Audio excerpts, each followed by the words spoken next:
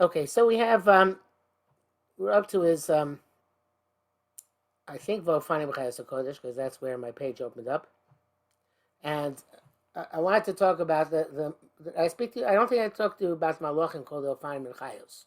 So it's fascinating because we have here in davening like great secrets in Kabbalah, the different types of Malachim, Ofanim, Chayos Kodesh, and Serafim, which are three different types of Malachim.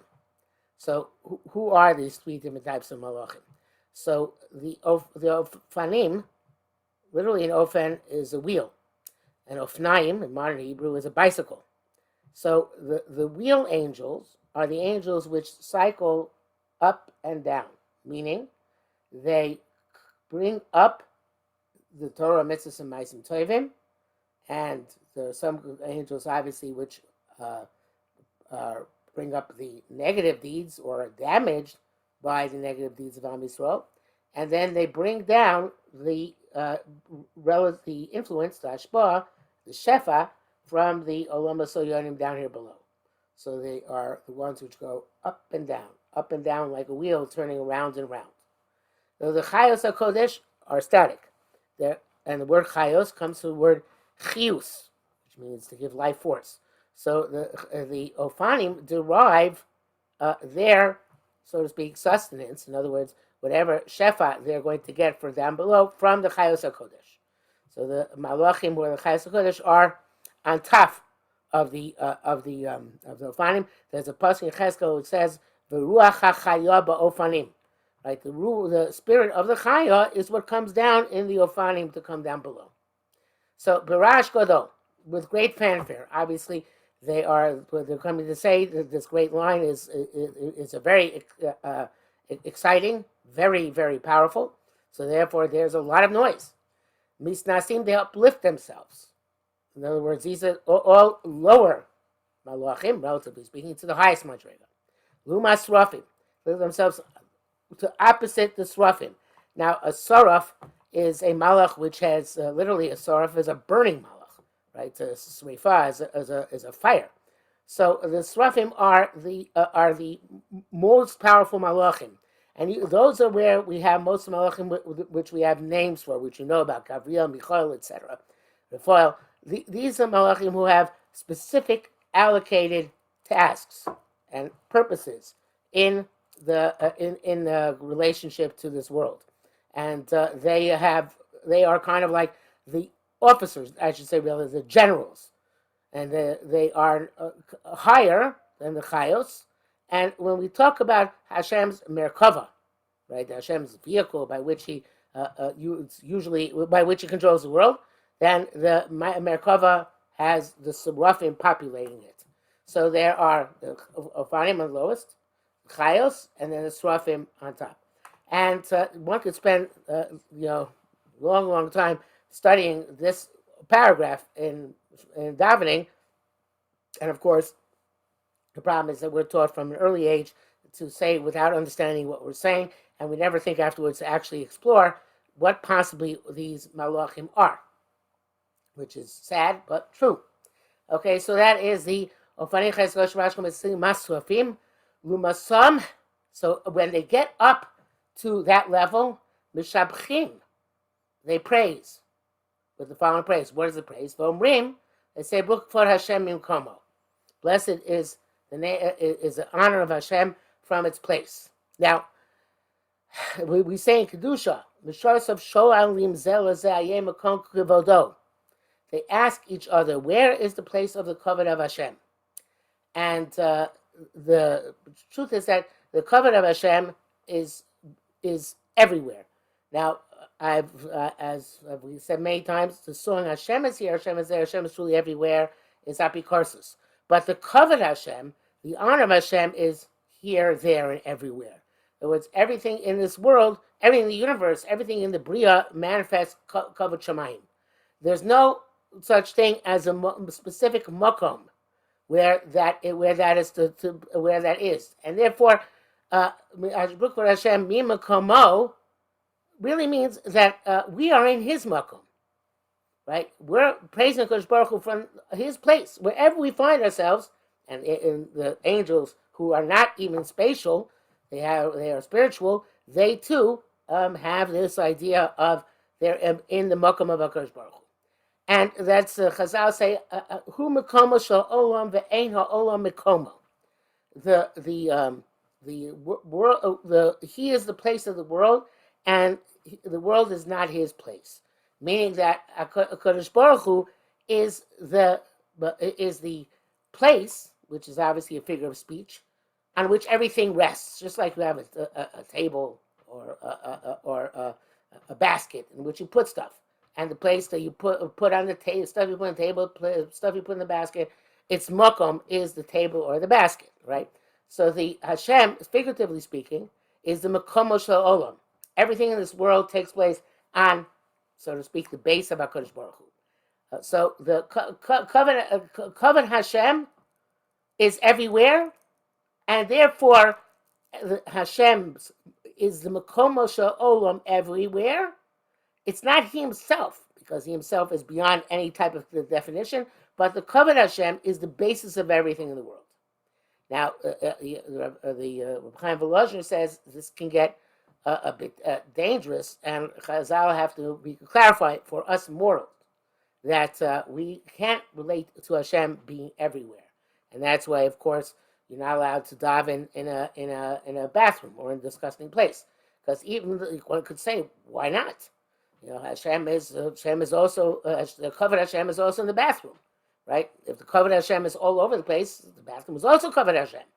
You know, it's very, very often happens that not very often, but it happens that people ask like a flight attendant where they can daven, and the flight attendant will tell them go daven in the bathroom because they don't.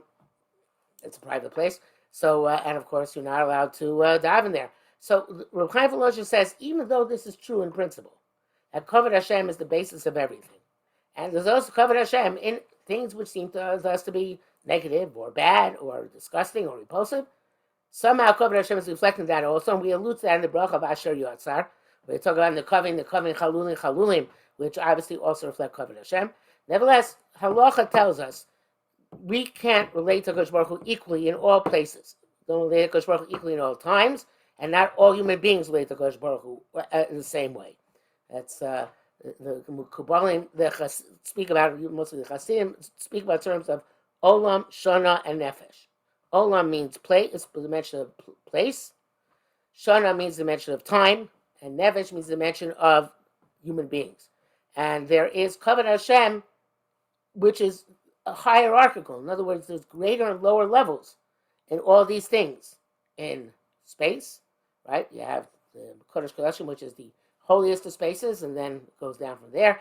In time, you have Shabbos and Yom Kippur, which is the holiest of times, goes down from there. And you have people, the highest being the Kohen Gadol, and it goes down from there.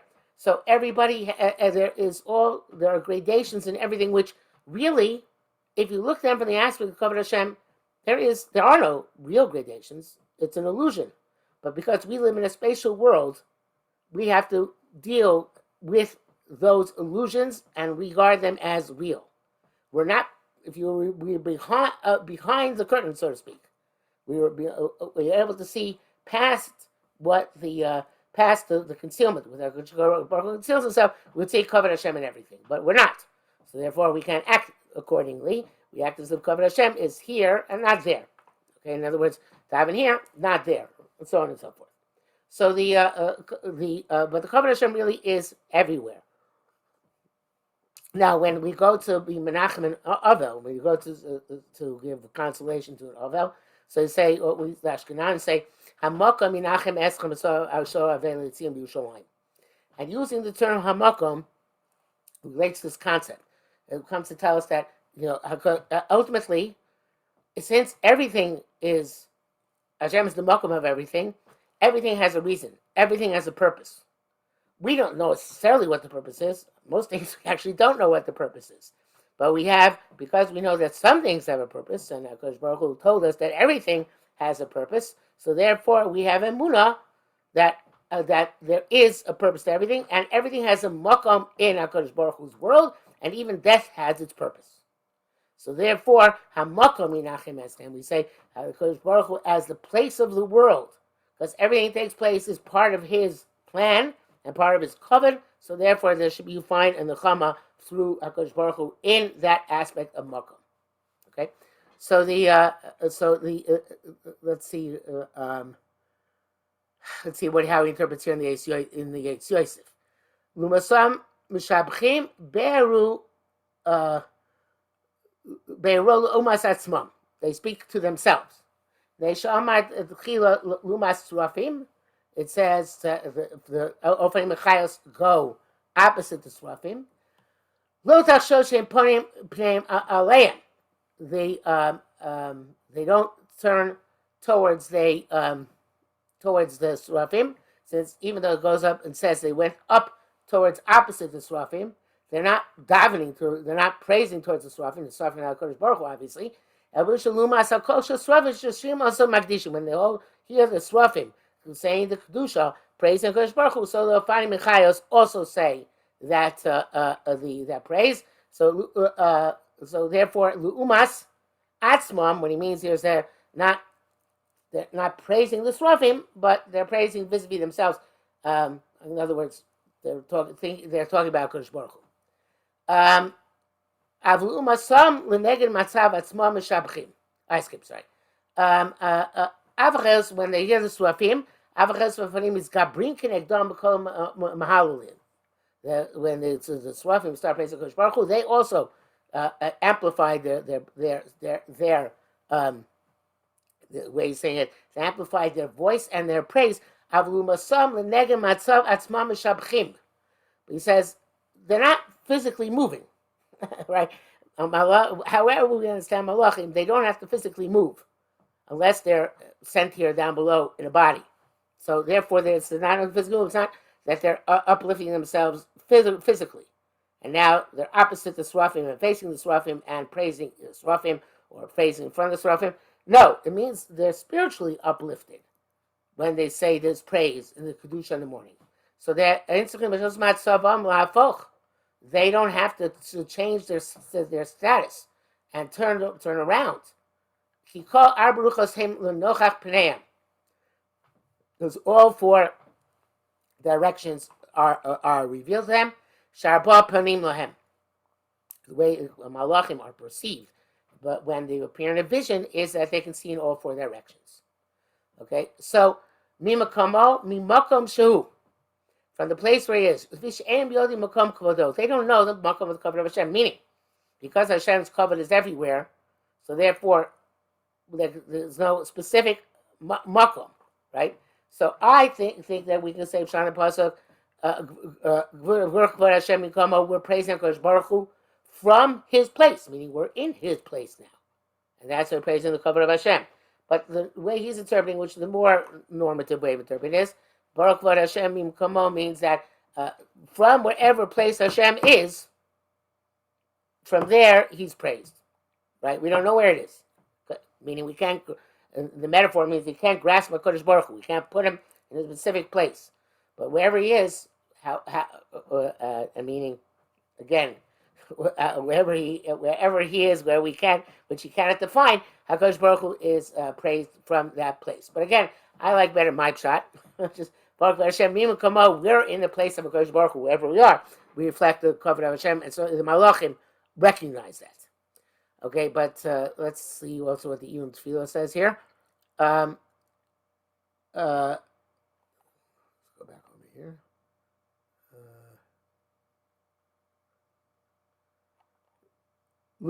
So Lumasam Mishabchim. Oh no, we just said, sorry. Baruch Hashem Makom Harchiva Lashon V'Samo Shem L'Malas Ish Ve'erko. The word Makom, which literally means a place, has an expanded meaning in Hebrew, and it also mean and they made it a noun which connotes the the level of a person, his value, right? And there's a language who gives an example, kamram, like Chazal say, somebody's mimale makam avoisav b'chachma v'yira. Somebody takes the place of his forefathers in wisdom and in awe of HaKadosh Baruch Hu. So that actually a substitute teacher, worker, anything that is called a memale makom. So memale makom, it means literally filling the space. But space here is not an actual physical space, obviously. It means what he says, the mala and erech, the level and the value of that person. So a malay makom of a teacher is a substitute teacher, right? Malay makom of a principal is a substitute principal. Malay makom of of a poel is a substitute worker, and so on and so forth, right? So the Vamram, and they said adain machlokas b'mkoima omeres. They say here that all of the divisions are in place. So madregosa, and according to each malach remains in its own level. I think is what you say here. Valzad side minashela nemar minashola. I'm sorry. And in this way, they are saying, and using that borrowed terminology as makom, being an erech, a value. So each one says, Baruch Hashem, Kvod Hashem, mi makomo. In other words, as a third shot. The normative shot said, Baruch Hashem, mi makomo, which we cannot grasp. My shot is, Baruch Hashem, mi makomo, meaning that we're in the makom HaKadosh Baruch Hu, HaMakom Shalom. He's saying, Baruch Hashem, mi makomo means each of the malachim says their praise according to their makom, meaning their value and their level in the structure of the malachim from lower to higher. So they, in fact, in Yeshaya, there's a pasuk that says about Yeshaya Navi. It says when he sees a bunch of angels in a vision, it says, "Asati l'chol malachim ben olam d'mayla." I'm going to give you a movement among these stationary entities, and Chazal saying that malachim are called omdim. Malachim are static because they don't sin. They also don't. Because again, do averos. They also don't do mitzvahs. So therefore, there's no going up and going down for them, right? Each one has his own makom, their own specific mission, purpose, and task. Not a physical place, but their own. I keep putting before malu of erech. So therefore, we say Baruch Hashem Komo. Each of the malachim praise the Kodesh Baruch Hu from the value, the level at which they are, at which they stand. The Yonasan Tirgim, the Targum Yonasan, which is the Targum on Navi, Barich Yikra Hashem Me'asar Beis Shchintei, and we say that in Uval Etzion. Blessed is the honor of Hashem from the place where His Shechina can be found. Okay, and there are many levels of Shechina. The main Shechina, we would say, is in Yerushalayim. It says so there's still the Shechina in whatever form it can exist today at the Koisel, but in fact, there's the levels of Shechina in different places throughout the world. So Asar Beis Shchintei, that means the place on earth where you can perceive the cover of Hashem. The place in the creation where you can see there's a connection between us and Kodesh Baruch Hu. Bias Beis Shchintei Kinul Madregas HaHester. So he says that the Beis Shchintei is it refers to the hiddenness with which Kodesh Baruch Hu hid Shchinas Kavodo, the Shechina, the divine presence of His honor. May He golos leinenu. It's not revealed to us. In other words, if you go to the Kaisel, you don't see the Shechina. Some people sense it, some people don't.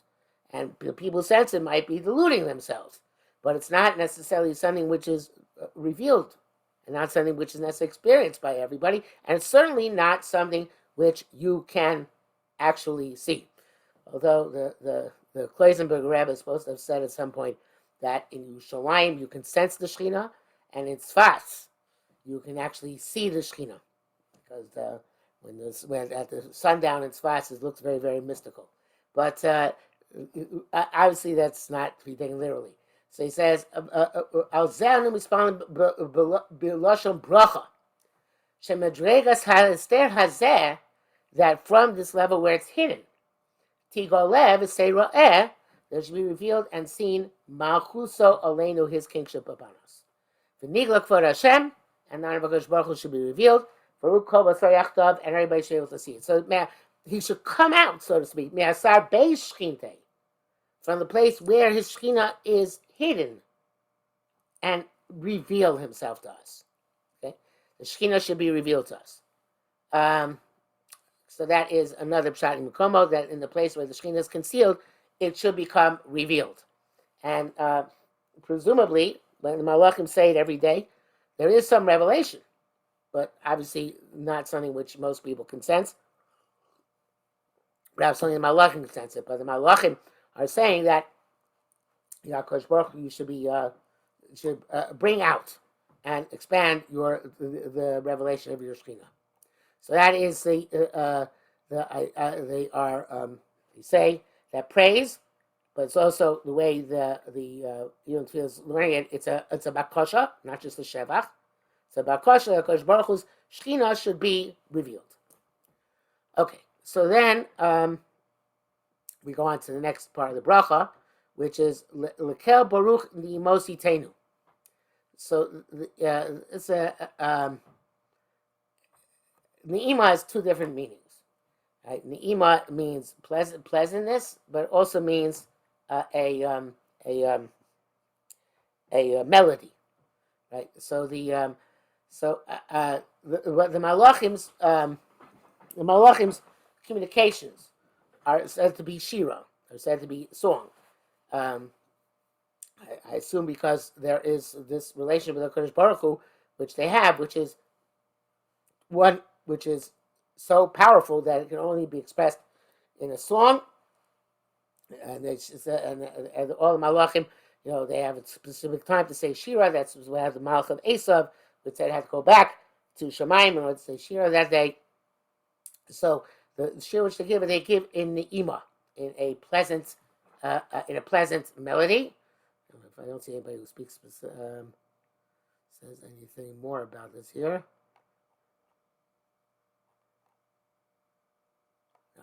Okay, Ni'imos Yitenu, L'melech kel chai v'kayom zmiros yomeru. Okay, so it says here there are Ni'imos Yitenu and zmiros yomeru. So obviously there is a parallel there, right? The two clauses which are supposed to be two different aspects. So let's see if we can figure out what the different aspects are. So if we recall, we said zemer is something which requires, which uplifts and cuts off. That's what you say about Psuki de Zimra, right? So the Ne'imos, it seems, are melodies which are uplifting, but don't demand cutting off. They don't demand severing and one's relationship with something else and focusing on this thing. But it seems that so there's in between kel and melech, right? The kel is the HaKadosh Baruch Hu's power. We mentioned this in the past, but HaKadosh Baruch Hu is a king also, right? So it's lekel baruch to the power, the strength which blesses us, right? And Nimos Yitenu, we give pleasant melodies, right? But addressing HaKadosh Baruch Hu is a melech, and even if he's a melech kel, right? But as to the melech of kel chai v'kayo, that requires already a much greater degree of commitment, and for that it says zmiros yomeru. So they're going to say zmiros. I'm not sure what the difference is between Yitenu and yomeru. I don't know if there's a difference because the different verb symbolizes something different, or just it's changing the verb. Probably is symbolizing something different, but I'm not sure what exactly it symbolizes. But an im, I think, is more pleasant than a zemer, and kel is not a HaKadosh Baruch Hu demonstrating himself as a melech, which requires more of a dedication and more of a focus to the exclusion of other focuses.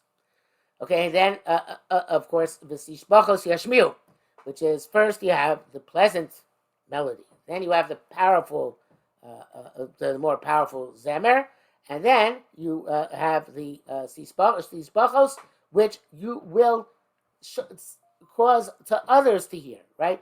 Most Yitenu means to give. HaKadosh Baruch Hu. Zmiros Yomeru means to say before HaKadosh Baruch Hu. Sishbachos Yashmiu means to cause be heard elsewhere, not in front of HaKadosh Baruch Hu. So once you give HaKadosh Baruch Hu the connection of Nemos and the connection of Zmiros, so now we can go out and tell his Tishbachos to the rest of the world. Now we're going to talk about actually the Malachim. So presumably the Malachim also have this order, right? That they say there's a certain song which is an Ima, a certain song which is Zemer, and another song which is the Shbachos Tashmiel, which means evidently when the Malachim bring down the influence from on high down to this world below. And now we say, what exactly is this Shbachos are? What are the praise of HaKadosh Baruch Hu? And then we have a long list of them. Ki hu levado poel giburos oseh chadashos baal milchamos zoreh tzedakos matzbiach yishos boror flos brain flos noros silos adon niflos hamchdesh tubochem through Maaseh Bereshis. These are all praises of HaKadosh Baruch Hu, which they are mashmiah. They notify everybody of. So let's see what the Akri Shalom says about this. Those who deny HaKadosh Baruch Hu's unity, they say the two gods, God of good, God of evil. One does bad and one does good. They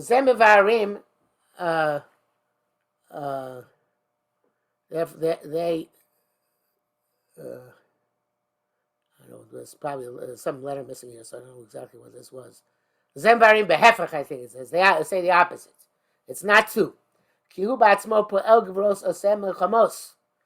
Right? This is the same entity as poel gevros osem milchamos, which is midas hadin, right? Gevura milchamar midas hadin. And the same entity, right? He plants righteousness and matzmiah and brings salvation. B'midas harachamim. The first thing we say is that HaKadosh Baruch Hu is unity, and everything comes from HaKadosh Baruch Hu, not something from God and something from some other deity. The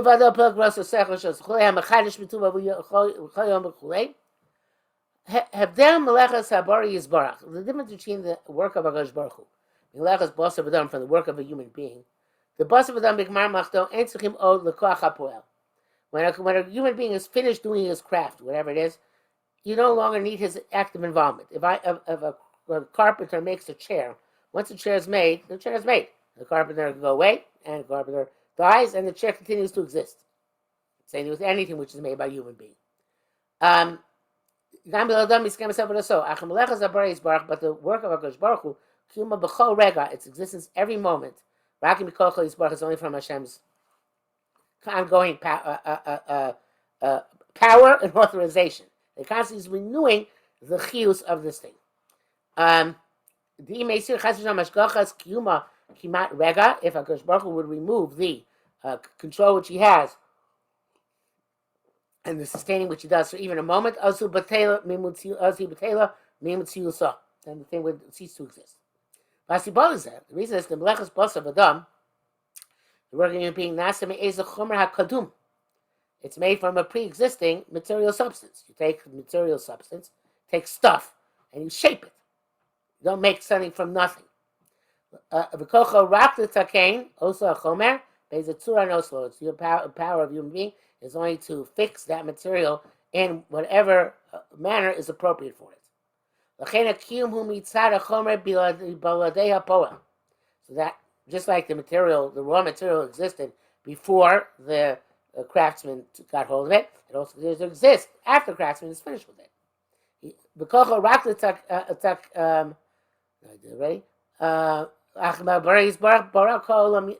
Hashem created the entire world from nothing. And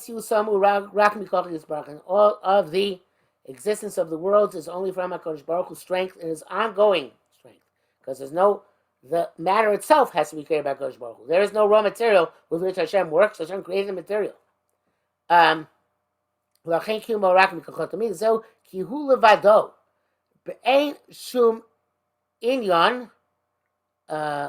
Yesh, I think there's probably a letter missing there as well.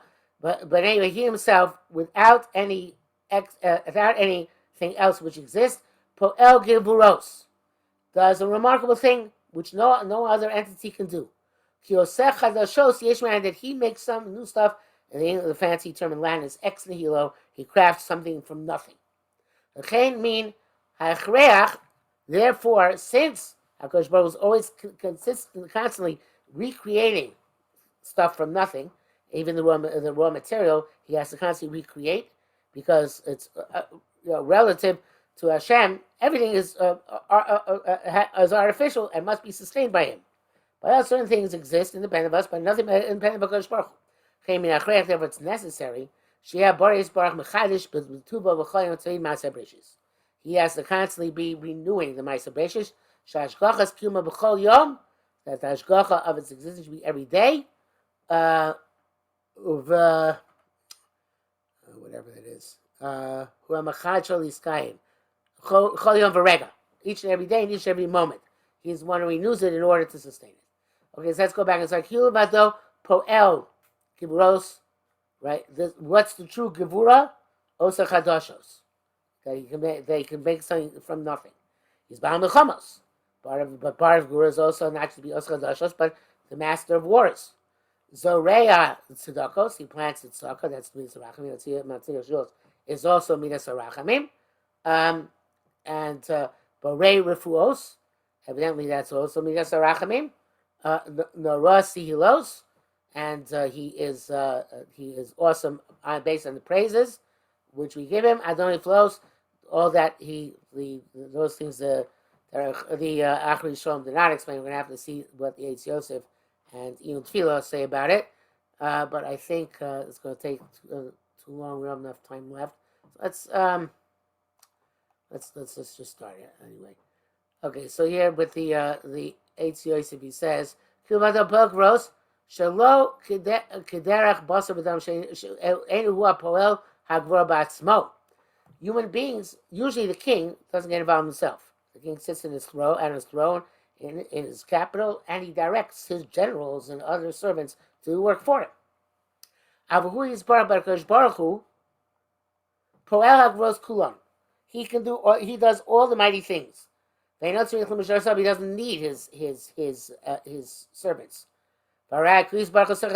He does have servants. There are malachim. He does go through intermediaries, but he doesn't need them. The reason for them is that we should be able to have our own interaction with the world in a spiritual way by influencing the malachim.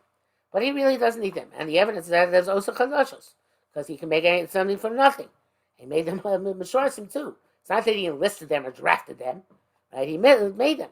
And he breaks new ones every day.